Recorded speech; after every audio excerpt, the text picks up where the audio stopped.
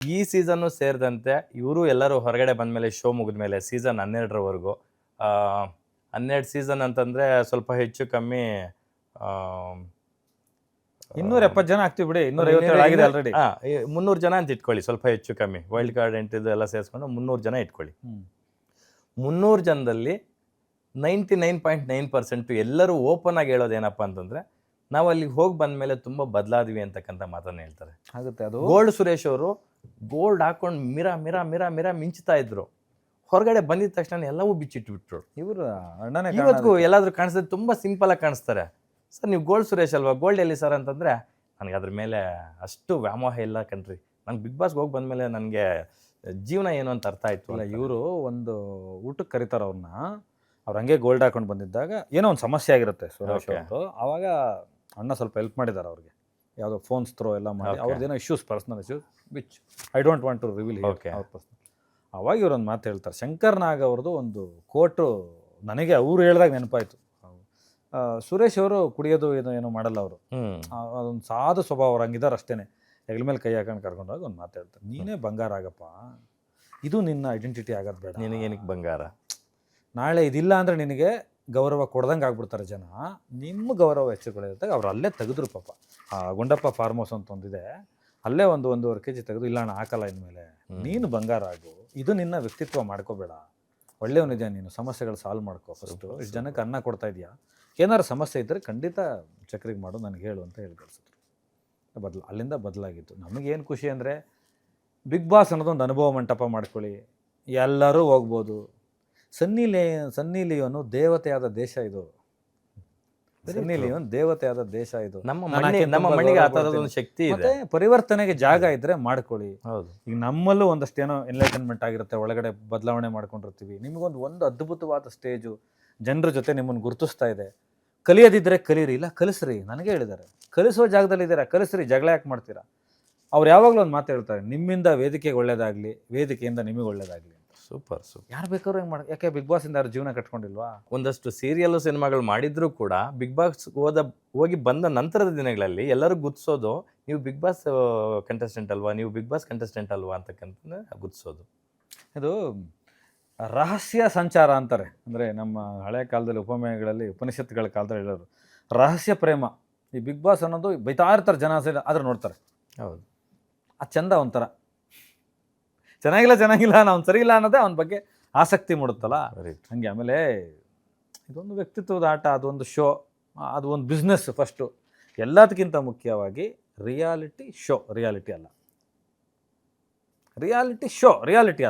ಆಚೆ ಬಂದ್ಮೇಲೆ ಯಾರ್ಯಾರು ಕ್ಲೋಸ್ ಆಗ್ತಾರೋ ಗೊತ್ತಿರಲ್ಲ. ಅದನ್ನ ನೀವು ರಿಯಾಲಿಟಿ ಶೋ ಥರ ನೋಡಿ, ರಿಯಾಲಿಟಿ ಥರ ನೋಡಬೇಡಿ.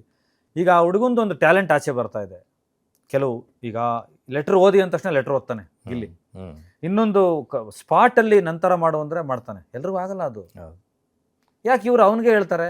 ಗಿಲ್ಲಿ ಮೇಲಿರೋ ಪ್ರೀತಿ, ಕಾನ್ಫಿಡೆನ್ಸ್ ಮೇಲೆ ತಾನೆ. ಅಲ್ಲ, ಆತ ಪ್ರತಿಭಾವಂತ, ಅದರಲ್ಲಿ ಎರಡು ಮಾತಿಲ್ಲ. ಮತ್ತೆ ಆತನ ವಿಡಿಯೋಗಳು ಎಷ್ಟು ಮಿಲಿಯನ್ ಗಟ್ಟಲೆ ಓಡಿದಾವೆ, ಮಾಡ್ಬೋದು. ಈಗ ಆ ಫೋರ್ಸಲ್ಲಿ ಮಾನಸಿಕವಾಗಿ ಆಮೇಲೆ ಕುಗ್ಗಿರ್ತಾರೆ ಒಂದ್ಸಲ, ತುಂಬ ಆ ಫೋರ್ಸಲ್ಲೂ ಆಗ್ಬೋದು. ಕ್ಷಮಿಸುವಂತ ತಪ್ಪುಗಳಿದ್ರೆ ಕ್ಷಮಿಸ್ಕೊಳ್ಳಿ. ತುಂಬಾ ಜನ ಕಂಟೆಸ್ಟೆಂಟ್ಸ್ಗೆ ಅಲ್ಲಿದ್ದಾಗ ಅವ್ರು ಏನ್ ತಪ್ಪು ಮಾಡ್ತಾರೆ ಅದ್ರ ಅರಿವಾಗಲ್ಲ. ಹೊರಗಡೆ ಬಂದ ನಂತರ ನನಗೆ ಗೊತ್ತಾಗಿಲ್ಲ, ನಿಜವಾಗ್ಲೂ ನಾವೆಲ್ಲ ಹಿಂಗೆಲ್ಲ ಮಾಡಿದೀವ ಅಂತ ನೋಡಿದಾಗ ನಾನು ಆಕ್ಟ್ ಮಾಡೋದ್ನಲ್ಲ, ಅದು ನನಗೆ ಗೊತ್ತಿಲ್ಲ ನನಗೆ ಅಷ್ಟು ದೊಡ್ಡದಾಗುತ್ತೆ ಅಂತ. ನನಗೆ ಆಚೆ ಬಂದಾಗ ಗೊತ್ತಾಗಿದ್ದು. ಇವ್ರು ಬಂದು ಶನಿವಾರದ ಎಪಿಸೋಡಲ್ಲಿ ಹೇಳ್ದೆ, ಇಷ್ಟು ದೊಡ್ಡದು ಮಾಡ್ಬಿಟ್ನಾ, ನನ್ನಂತವ್ನು ಮಾಡೋದಲ್ವಲ್ಲ. ನಾನು ಐ ಆಸ್ಕ್ಡ್ ಮೈ ಕಂಪ್ಲೀಟ್ ಸಾರಿ ಕೇಳದ್ನಲ್ಲ, ಹಂಗೆ ಗೊತ್ತಾಗಲ್ಲ. ಎರಡನೇದು, ಎಲ್ಲರಲ್ಲೂ ಯಾರು ಪರಿಪೂರ್ಣರಲ್ಲ ಇಲ್ಲಿ, ಯಾರು 100% ಆಗಕ್ಕಾಗಲ್ಲ. ಬಿಗ್ ಬಾಸ್ ಶೋ ಇರಲಿ, ಅಲ್ದಲೇ ಇರಲಿ, ಹೌದು, ಏನೋ ಒಂದು ನಡೀತಾ ಇದೆ, ಸಣ್ಣದು ತಿತ್ಕೊಳ್ಳಿ. ಆದರೆ ನಾನು ಕನ್ನಡ ಹೋರಾಟಗಾರ್ತಿ ಅಂದ್ಬಿಟ್ಟು ಒಳಗಡೆ ಹೋಗ್ಬಿಟ್ಟು ನಾನು ಇಂಗ್ಲೀಷು, ನನಗೆ ಕನ್ನಡನೇ ಬರಲ್ಲ ಅನ್ನೋದಿದೆಯಲ್ಲ, ಅದು ನನ್ನ ಕನ್ನಡಕ್ಕೆ ಮಾಡಿದ ಅವಮಾನ. ನಾನು ನಾರಾಯಣಗೌಡ್ರಿಗೆ ನೇರವಾಗಿ ಹೇಳ್ತಾ ಇದ್ದೀನಿ, ಇದು ಸ್ಟ್ರೈಟ್ ಆಪದ್ನೆ ನಂದು. ನಾನು ಕನ್ನಡ ಹೋರಾಟಗಾರ್ತಿ, ಜೈಲಿಗೆ ಹೋಗ್ತೀನಿ ಅಂತ ಹೇಳಿ ನಾನು ನೋಡಿದ್ದೀನಿ. ಆ ಹೆಣ್ಮಗಳನ್ನ ಜೈಲಿಗೆ ಹೋಗಿರೋದು ನಿಜ. ಅಮ್ಮ ಹೋರಾಟಗಾರ್ತಿ ಮಾಡ್ತಾರೆ ಅವ್ರ ಹೋರಾಟನ. ಮೇಡಮ್ ಅಂತ ಅನ್ಬೇಕು ನೀನು ಅಂತ ನಾನು ಅನ್ನಲ್ಲ.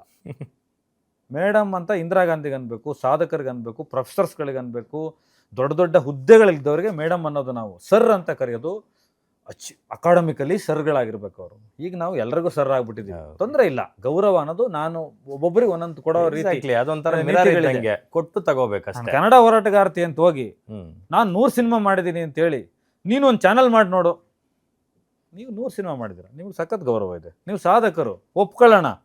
ನಾನು ಒಂದೇ ಒಂದು ಚಪ್ಪಲಿ ಹೊಲ್ದಿದ್ದೀನಿ, ನಾನು ಚಪ್ಪಲಿ ಹೊಲಿಯೋನು, ಆದ್ರೆ ಹಂಗಂತ ನನಗೆ ಗೌರವ ನಂದಿದೆ. ಎಸ್ ಸರ್, ಅಲ್ಲ ಅಲ್ಟಿಮೇಟ್ ಆಗಿ ಗೌರವ ಪಡ್ಕೊಳ್ಳೋ ಅಂತದ್ದು, ಕೇಳಿ ಅದು ಕಾಣದಲ್ಲೇ ತಗೊಳ್ಳೋಂಥದ್ದಲ್ಲ. ಟ್ರಾನ್ಸಾಕ್ಷನ್ ಆಗುವಂಥದ್ದು ಒಬ್ಬರ ನಡುವೆ ಒಬ್ಬರಿಗೆ. ಅದೇನೋ ಆ ಹೆಣ್ಮಗಳಿಗೆ ಒಂದು ಸ್ವಲ್ಪ ಶ್ರೇಷ್ಠತೆ ಲಾಸ್ಟ್ ಒಂದೇ ಒಂದು ಕ್ವಶನ್ ಕೇಳ್ಬಿಡ್ತೀನಿ, ಸ್ಟ್ರೈಟ್ ಕ್ವಶನ್. ಈ ಸೀಸನ್ ಅಲ್ಲಿ ಯಾರು ವಿನ್ನರ್ ಆಗ್ಬೋದು, ಯಾರು ರನ್ನರ್ ಅಪ್ ಆಗ್ಬೋದು ಪ್ರೆಡಿಕ್ಟ್ ಮಾಡಿ, ಆದ್ಮೇಲೆ ಒಂದ್ಸರಿ ನೋಡೋಣ. ಜನರಲ್ ಆಗಿ ಹೇಳಿ. Too early. ನೀವು ನೋಡ್ತಾ ಇದ್ದೀರಾ ಪ್ರತಿಯೊಂದನ್ನು, ಯಾಕಂದ್ರೆ ದಾದಾ ಜೊತೆಗೆ ಹೋಗ್ತಾ ಇದ್ದೀರಾ, ಅಬ್ಸರ್ವ್ ಮಾಡ್ತಾ ಈ ಇದ್ದೀರಾ. ಕ್ವಶನ್ ಆನ್ಸರ್ ಮಾಡೋದ್ರಿಂದ ಒಂದು ತಪ್ಪಾಗುತ್ತೆ. ಓಕೆ, ನಾವು ಅಲ್ಲಿ ಇರೋದ್ರಿಂದ ಓಕೆ, ಜನರಿಗೆ ಒಂದು ಸ್ಟಿಚ್ ಮಾಡೋದಕ್ಕೆ ಅನುಕೂಲ ಆಗ್ಬಿಡುತ್ತೆ. ಆಮೇಲೆ ಮತ್ತೆ ನೀವೊಬ್ಬ ಮಾಜಿ ಕಂಟೆಸ್ಟೆಂಟ್ ಆಗಿ ಹೇಳಿ. ಅಲ್ಲ, ಮಾಜಿ ಕಂಟೆಸ್ಟೆಂಟ್ ಅಲ್ಲ, ಯಾರು ವಿನ್ ಆಗ್ಬೋದು ಅಂತನಾ, ಬಹುಶಃ ಗಿಲ್ಲಿ ಗೆಲ್ತಾನೆ. ಗಿಲ್ಲಿ ಓಕೆ, ರನ್ನರ್ ಅಪ್ ಯಾರಾಗ್ಬೋದು, ಫಸ್ಟ್ ರನ್ನರ್ ಅಪ್. ನನ್ನ favourite contestant Gilli, Rakshitha Shetty, Raghu. Okay, ನನ್ಗೆ ಆ 3 ಜನನು ನನಗೆ ಸಖತ್ ಇಷ್ಟ. ಓಕೆ, ನಾನು ಅವ್ರದ್ದು ರೀಲ್ಸು ಇದೇನೇ ಬಂದ್ರು ನೋಡ್ತೀನಿ ನಾನು. ನನಗೆ ಅವ್ರು 3 ಜನ ಇಷ್ಟ ಆಗ್ತಾರೆ. ರಕ್ಷಿತಾ ಶೆಟ್ಟಿ ಆ ಹೆಣ್ಮಗಳು ಸುಳ್ಳು ಹೇಳಲ್ಲ, ಅದು ಇನ್ನೋಸೆಂಟು, ಮುಕ್ತ ಸತ್ಯ ಮುಕ್ತ ಮಾತು, ಹೇಳೋದು ಓಪನ್ ಏನಿದೆ, ಓಪನ್. ಅದು ಆ ಹೆಣ್ಮಗಳ ನೇಚರ್ ನನಗೆ ಇಷ್ಟ ಆಗುತ್ತೆ. ಓಕೆ, ಆಮೇಲೆ ರಘು ಅಫ್ಕೋರ್ಸ್ ಗೆಳೆಯ, ಬ್ಯಾಲೆನ್ಸ್ ಮಾಡ್ತಾನೆ ಎಲ್ಲದನ್ನು. ಪಾಪ ಯಾವುದಕ್ಕೂ ಕೋಪ ಮಾಡಿಕೊಳ್ಳಲ್ಲ, ಒಂಥರ ರಾಜಸ್ವದಲ್ಲಿ ಇರ್ತಾರೆ. ನನಗೆ ಅವ್ರು 3 ಜನ ನನ್ನ ಫೇವ್ರೇಟ್ ಕಂಟೆಸ್ಟೆಂಟ್ ಈಗ ಇರೋದ್ರಲ್ಲಿ. ಜಿಮ್ ಪಾರ್ಟ್ನರ್ ಹೆಂಗೆ ರಘು ಅವರು? ಫ್ರೆಂಡ್, ಎಲ್ಲ ಒಂದೊಂದೇ ರೋಡು. ಗೊತ್ತಾಯ್ತು ಬಿಡಿ. Thank you so much. ಯಾಕಂದರೆ ಇದು ನಾವು ಏನೋ ಒಂದು 10-15 ನಿಮಿಷ ಮಾತಾಡಬೇಕು ಅಂತ ಕುತ್ಕೊಂಡಿದ್ದು, ಇಟ್ಸ್ ಆಲ್ಮೋಸ್ಟ್ 1.5 hour. ನಾವು ಹಿಂಗೆ ಮಾತಾಡ್ತಾ ಹೋದರೆ ಟಾಪಿಕ್ಗಳು ಭಯಂಕರ ಇದ್ದಾವೆ, ಹೋಗ್ತಾ ಇರುತ್ತೆ.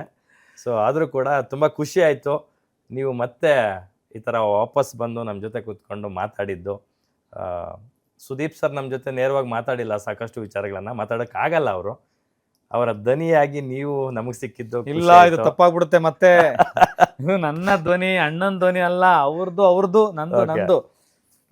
ಆಮೇಲೆ ಅದು ಇನ್ನೊಂದು ದೊಡ್ಡದಾಗ್ತದೆ. ಆಮೇಲೆ ಈಗ ಆಲ್ರೆಡಿ ಈಗ ಆಕ್ಚುಲಿ ಇವತ್ತು ಸಾಟರ್ಡೆ ಶೂಟಿಂಗ್ ನಡೀತಾ ಇದೆ. ಓಕೆ, ಈಗ ಶುರು ಹಚ್ಕೊಂಡಿದ್ದಾರೆ ಆಲ್ರೆಡಿ. ರುಬ್ಬುವ ಖುಷಿ ಆಯ್ತು. ರುಬ್ಬುವ ಕಾರ್ಯಕ್ರಮ ನಡೀತಾ ಇದೆ. ಆಯ್ತು, ಈಗ ಮಾರ್ಕ್ ಸಿನಿಮಾದ ಪ್ರಮೋಷನ್ಸ್ ಅಲ್ಲಿ ನೀವು ಬ್ಯುಸಿ ಆಗ್ತೀರಾ. ಮತ್ತೊಂದು ಕಡೆ ಬಿಗ್ ಬಾಸ್ ವಾರದ ಕತೆ ಕಿಚ್ಚನ ಜೊತೆ ನಡ್ಸ್ಕೊಡೋದಕ್ಕೆ ಅವ್ರ ಜೊತೆ ನೀವು ಸಾಥ್ ಕೊಡ್ಬೇಕಾಗುತ್ತೆ. ಜೊತೆಗೆ ನಿಮ್ಮ ಆರೋಗ್ಯವನ್ನು ತುಂಬಾ ಚೆನ್ನಾಗಿ ನೋಡ್ಕೊಳ್ಳಿ. ಜಾವಾ ಸಿನಿಮಾದ ಪ್ರೊಡಕ್ಷನ್ ಕೆಲಸಗಳನ್ನ ನೀಟಾಗಿ ಮಾಡ್ಕೊಳ್ಳಿ. ಏನಿಲ್ಲ, ನಾನು ಹೇಳ ನಿಜವಾಗಿ ಅವ್ರನ್ನ ನೋಡ್ಕೊಳಕ್ಕೆ ಯಾರು ಬೇಕಾಗಿಲ್ಲ, ಅವರೇ ನಮ್ಮನ್ನು ಚೆನ್ನಾಗಿ ನೋಡ್ಕೋತಾರೆ. ನಿಜ ಹೇಳ್ಬೇಕು ಅಂದರೆ ಸೂಪರ್. ಯಾರಿಗೆ ಏನು ಬೇಕು ಅನ್ನೋದೆಲ್ಲ ಗೊತ್ತಿದೆ. ಈಗ ಹೆಂಗೆ ಅಂದರೆ ಒಬ್ಬೊಬ್ರಿಗೆ ಒಂದೊಂದು ಆಲದ ಮರ ಸಿಗುತ್ತೆ. ನನಗೊಂದು ಆಲದ ಮರ ಸಿಕ್ಕಿದೆ. ಕೆಳಗಡೆ ಕೂತ್ಕೊಂಡು ನಾನು ಕೇಡಿಗನೂ ಆಗ್ಬೋದು, ಬುದ್ಧನೂ ಆಗ್ಬೋದು, ನನಗೆ ಬಿಟ್ಟಿದ್ದು. ಏನಕ್ಕೆ ಬೇಕಾದ್ರೂ ಬಳಸ್ಕೋಬೋದು. Very true, very true. ಒಳ್ಳೆ ಮಾತನ್ನು ಹೇಳಿದೆ. Thank you so much. Thank you. Yes ವೀಕ್ಷಕರೇ, ನೋಡಿದ್ರಲ್ಲ ಚಕ್ರವರ್ತಿ ಚಂದ್ರಚೂಡ್ ಅವರ ಜೊತೆಗಿನ ಸವಿಸ್ತಾರವಾದಂತಹ ಮತ್ತು ತುಂಬ ಸೂಕ್ಷ್ಮವಾದ ವಿಚಾರಗಳನ್ನು ನಾವು ಎಷ್ಟು ಕೂಲಂಕುಷವಾಗಿ ಮಾತನಾಡಿದ್ವಿ ಅಂತ. ಇದಾಗಿತ್ತು ಇವತ್ತಿನ ವಿಶೇಷ ಕಾರ್ಯಕ್ರಮ. ನೋಡ್ತಾ ಇರಿ ಗ್ಯಾರಂಟಿ ನ್ಯೂಸ್, ಸುದ್ದಿ ಖಚಿತ, ನ್ಯಾಯ ನಿಶ್ಚಿತ.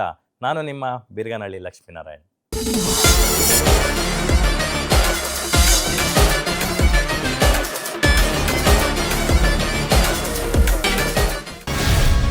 ಗ್ಯಾರಂಟಿ ನ್ಯೂಸ್, ಸುದ್ದಿ ಖಚಿತ, ನ್ಯಾಯ ನಿಶ್ಚಿತ.